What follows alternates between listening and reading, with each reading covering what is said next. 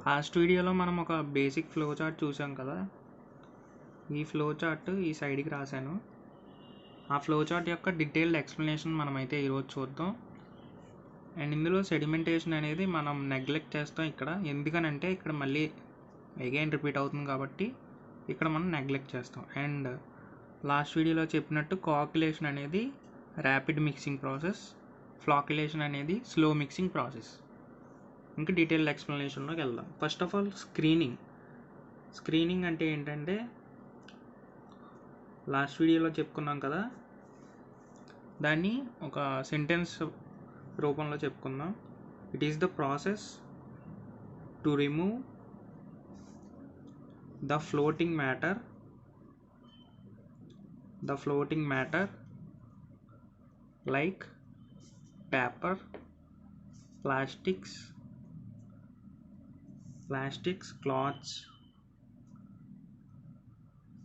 cloths, ఇంకా fishes, plants, ఇలా వీటన్నిటిని ఒక మెస్ టైప్ స్ట్రక్చర్ ద్వారా మనం ఈ ఫ్లోటింగ్ మ్యాటర్ని రిమూవ్ చేయడాన్ని, ఈ ప్రాసెస్ని మనం స్క్రీనింగ్ అంటాం. అండ్ నెక్స్ట్ సెడిమెంటేషన్ నెగ్లెక్ట్ చేస్తున్నాం. ఎందుకు? ఇక్కడ ఆల్రెడీ సెకండ్ టైం సెడిమెంటేషన్ అనేది వచ్చింది కాబట్టి ఇక్కడ నెగ్లెక్ట్ చేసినా no problem. And next step వచ్చేసి కోయాగ్యులేషన్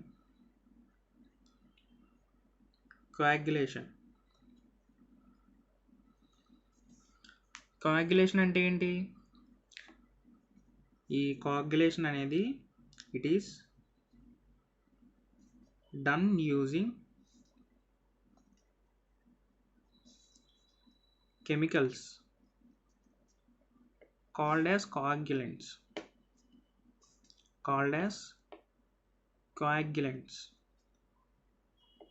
ఆ కెమికల్స్ని కోయాగ్యులెంట్స్ అని మనం పిలుస్తాం. అండ్ ఆ కెమికల్స్ ఏంటంటే Alam, sodium aluminate, FeCl3, FeSO4, ఇలా ఇంకా ఎక్సెట్రా. వీటిని మనం కోయాగ్యులెంట్స్ అని పిలుస్తాం. అండ్ ఈ కోయాగ్యులెంట్ అనేది the coagulant should be uniformly dispersed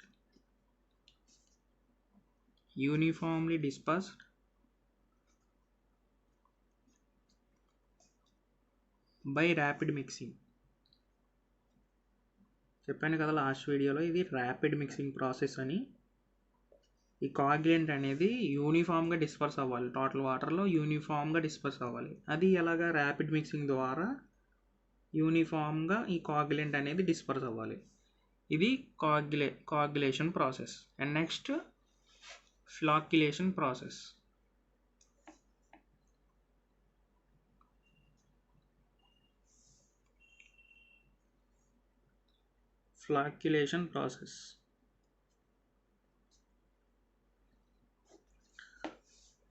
ఫ్లాక్యులేషన్ process అనేది స్లో ప్రాసెస్ అన్నాను కదా. It is the slow process which brings the dispersed coagulant particles together to form a floc. ఇదేంటిది? Slow mixing process which brings the dispersed coagulants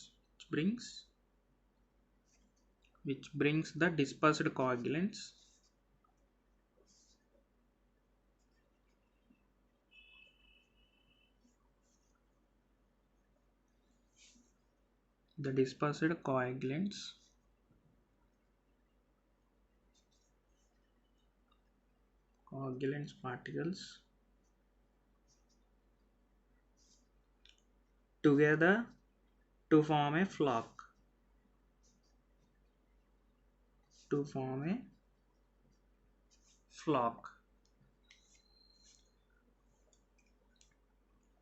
ఆ mix అయిన కోయాగ్యులెంట్ పార్టికల్స్ని ఏమంటామంటే flax అంటాం.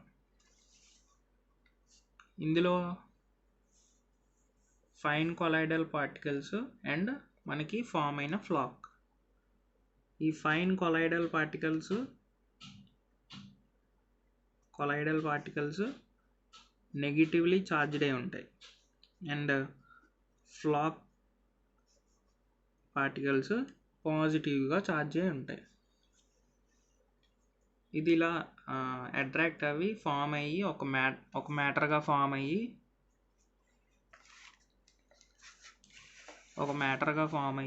మనకి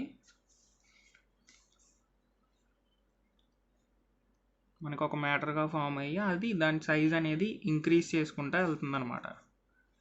and next వచ్చేసి sedimentation.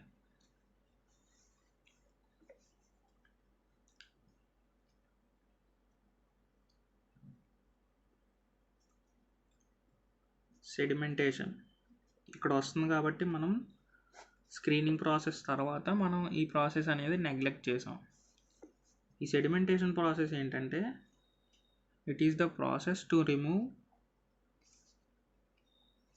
The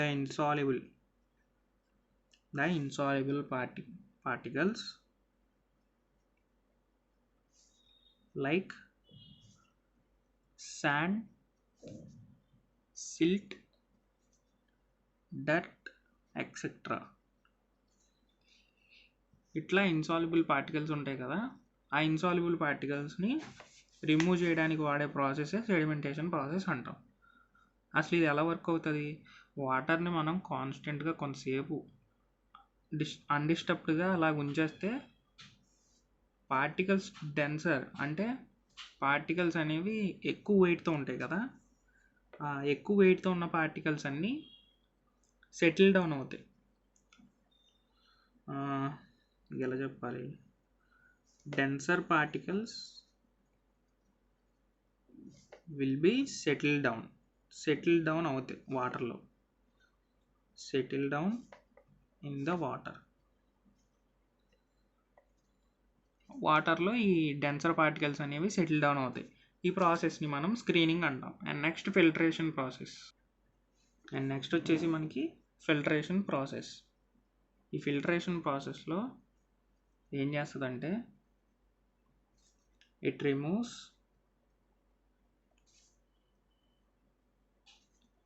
residual turbidity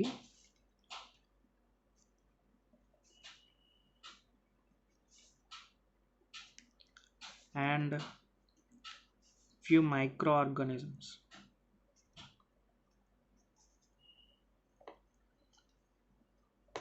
residual టర్బిడిటీని కొన్ని మైక్రోఆర్గానిజమ్స్ని ఈ ఫిల్టరేషన్ ప్రాసెస్లో, అన్రిక్వైర్డ్ మైక్రోఆర్గానిజమ్స్ని ఈ ఫిల్టరేషన్ ప్రాసెస్లో రిమూవ్ చేస్తాం అన్నమాట. ఈ ఫిల్టరేషన్ ప్రాసెస్ అనేది ఒక ట్యాంక్ త్రూ జరుగుతుంది.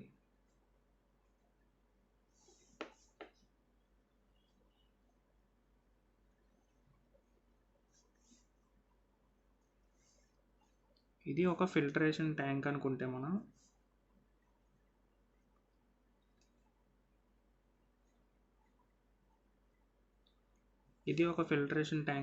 ఇది ఇన్లెట్, ఇదేమో అవుట్వే, ఇదేమో ఇన్సైడ్ వచ్చేవే, ఇదేమో అవుట్ సైడ్ వెళ్ళిపోయే వే అనమాట. ఇందులో మనం 3 బెడ్స్ అరేంజ్ చేస్తాం. ఫస్ట్ బెడ్ వచ్చేసి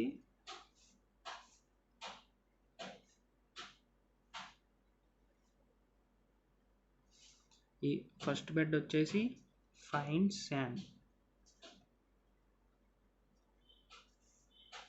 ఈ సెకండ్ బెడ్ వచ్చేసి కోర్స్ శాండ్.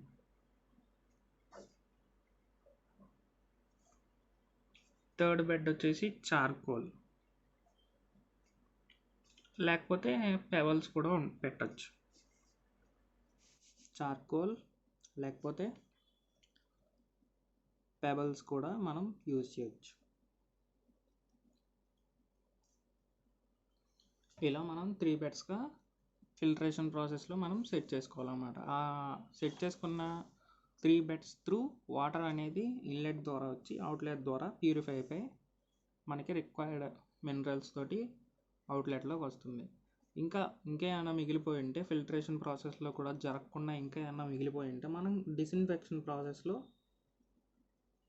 డిజిన్ఫెక్షన్ ప్రాసెస్లో మనకి మొత్తం వాటర్ అనేది ప్యూరిఫై అయిపోతుంది అనమాట. ఈ డిజిన్ఫెక్షన్ ప్రాసెస్ అనేది దేనికి వాడతామంటే it is the process to destroy the pathogens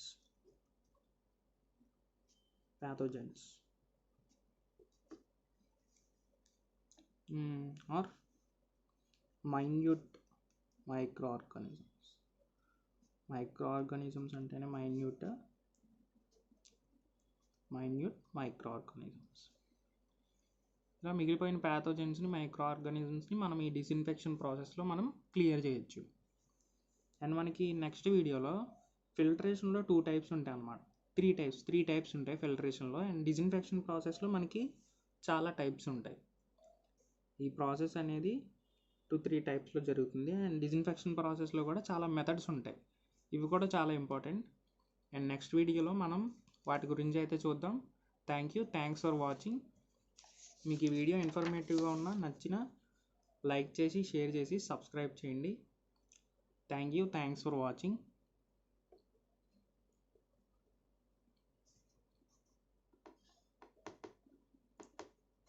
thanks for watching.